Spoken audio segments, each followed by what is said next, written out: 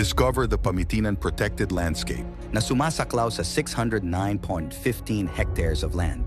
tahanan ng mga endemic flora and avian species, thriving within its limestone karst forest sa likod ng mga bundok ng Sierra Madre. Dito, noong 1895, isinulat ni Bonifacio at kanyang mga kasama ang Long Live Philippine Independence sa mga pader nito na nagpapahayag ng unang sigaw para sa kalayaan. This historical site ay idineklara bilang National Historical Site on June 21, 1996, nakilala rin bilang mga Mountains of Bernardo Carpio. Ang Pamitinan ay inaprubahan bilang Important Cultural Property noong March 12, 2020.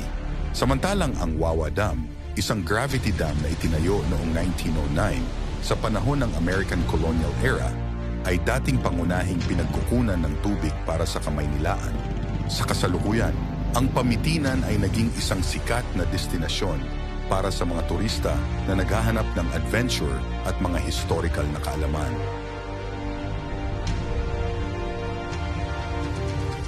It was declared Pamitinan Protected Landscape sa ilalim ng Presidential Proclamation No. 901 noong October 10, 1996 upang pangalagaan ang kanyang likas na kagandahan at cultural heritage para sa mga susunod na henerasyon.